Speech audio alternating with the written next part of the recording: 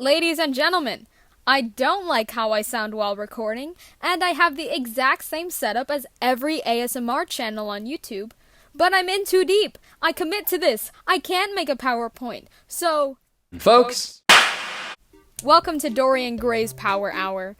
We're gonna talk about some morals and what makes you a good person. Now, we are pressed for time, so without further ado, let's get into the background of this novel, baby.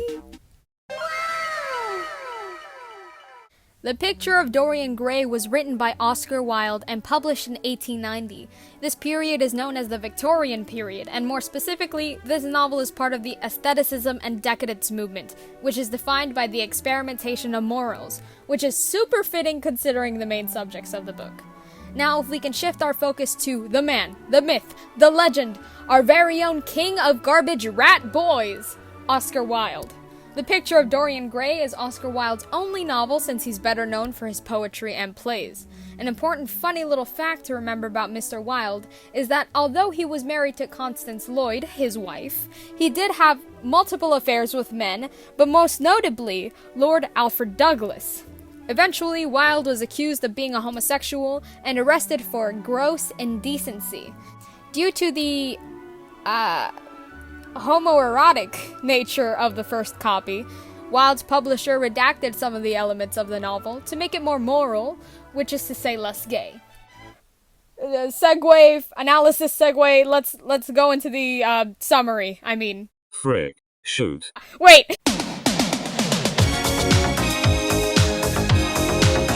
So really quick before I start, I want to let you know that I'm going to use a picture of our king, Timothée Chalamet, as Dorian Gray, because honestly, he's the only person I could think of while reading this book, so there you have it. Let's set the scene. 19th century London. The painter, Basil Hallward, just finished working on his masterpiece, a picture of Dorian Gray. His friend Lord Henry notices the picture, and eventually Dorian Gray shows up, and the two start hanging out like they've known each other forever. Basil gets super jealous, but regardless, he gives Dorian the portrait. It's no secret that Dorian is a good-looking dude, so Lord Henry begins to tell Dorian that he's not gonna stay young forever, so he should chase any forbidden temptations while he can.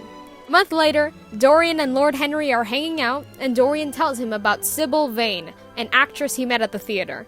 Dorian falls head over heels for her, and maybe after 2 weeks, he proposes to her, and she accepts. A little fast, but everybody was dying of influenza or whatever, so who cares? Dorian invites Basil and Lord Henry to watch Sybil, and she's just awful, like garbage acting. I'm talking like Tommy Wiseau level stuff. Anyway, Dorian finds her backstage demanding an explanation. Sybil explains that she is so in love with Dorian that she wants to give up acting for good. Dorian doesn't buy it and breaks up with her on the spot. When he arrives home, Dorian notices that the picture of him had altered slightly, giving him a nasty look.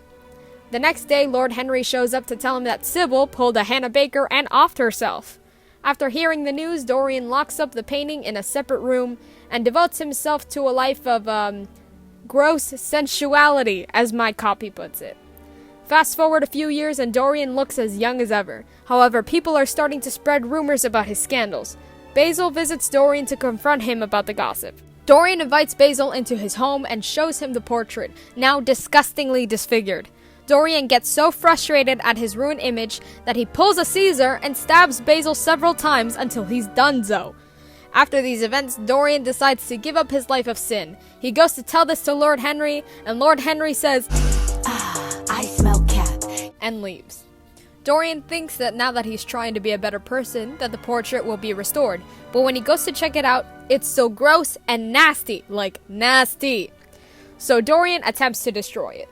Dorian's servants hear a loud scream from upstairs and go up to see what happened.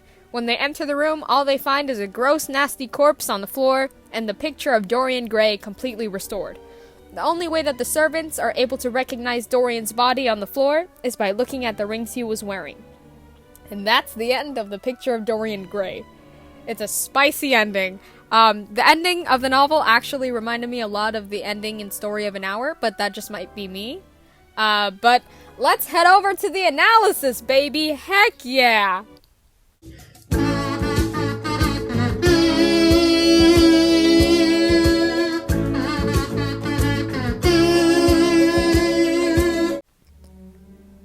obvious theme of the novel is the fight between morality and sin. Towards the beginning of the novel, when Dorian is exclusively with Basil, he seems to be pure and innocent. However, when he's with Lord Henry, that's when his immorality begins to take root. You can see that Dorian mirrors the morals and attitude of whoever he's around. His personal journey follows his pull towards each side of morality, while being tempted by eternal youth and beauty. Dorian is constantly having to decide as to which side he's on. Despite not being a great guy, Dorian is the only active character in the novel moving forward the plot. Dorian is also the only character with somewhat of a gray area when it comes to morality. His morality fluctuates between extremes, it's never a true center. In chapter 13, Dorian states, "Each of us has a heaven and hell in him, Basil." The physical manifestation of his sinful tendencies can be found in the portrait of himself, the portrait representing his soul. Whenever Dorian commit a sin, he would be rewarded with the cheap thrill of youth, but his soul would be damaged beyond repair. Dorian uses the youth towards his advantage on multiple occasions, however, he eventually loses to the impurity of his own consciousness. The temptation of youthfulness is the prime motivator of Dorian's actions. Over and over again in the novel, it's this repetition that establishes the idea that vanity is the truest sin. From the beginning of the novel, when looking at his portrait, Dorian worries he will never be as beautiful as he is in that moment. In this scene, he basically sells his soul in exchange for eternal youth. As aforementioned, Dorian participates in more and more scandals as the novel goes on, and with every sin he commits, he loses more and more of his humanity and purity. It's also important to recognize the role that both Basil and Lord Henry play in Dorian's downfall. Basil's overall optimism is what drew him towards Dorian in the first place. He believes the best in people and is a firm believer that anyone can be redeemed. However, it's this blind faith that brought him ultimately to his death. Basil was the angel on Dorian's shoulder. Lord Henry, on the other hand, is quite frankly the devil, just the devil. His main motivator for things in life is indulging in selfish temptations. Lord Henry is the kind of guy who can get away with anything and you hate him for it. The only things in life worth living for him are material pleasures. In chapter 6, he states, "Pleasure is the only thing worth having a theory about, but I'm afraid I cannot claim my theory as my own. It belongs to nature, not to me. Pleasure is nature's test, her sign of approval. When we are happy, we're always good, but when we are good, we are not always happy." He often has the same philosophies in his relationships. He grows tired of his friendships and doesn't bat an eye when Dorian confesses to Basil's murder.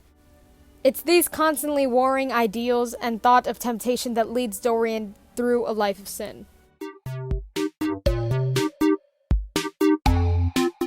Now, to conclude this incredible presentation I made you all sit through, I will present my formal thematic statement of the novel. In The Picture of Dorian Gray, Oscar Wilde juxtaposes the youthfulness of Dorian Gray with the deteriorating state of his picture to depict the war between morals and sin and the consequences of falling victim to vanity. Thank you, I'm a genius. I'm literary genius. As a quick little summary, some important thematic ideas are morality versus sin, falling victim to vanity, and the restoration of the soul. I'm going to put some quotes in the description and I'll add some quotes in the doc. I'm super tired, and I need to edit all of this, so I'm going to boogie on out of here. Thank you for watching Dorian Gray's Power Hour. Hopefully you learned something. If you have any critiques, please be nice, because if I hear a single mean comment, I will guillotine myself. Thank you so much. See you later. Please give me an A. Thanks. Recap number 1.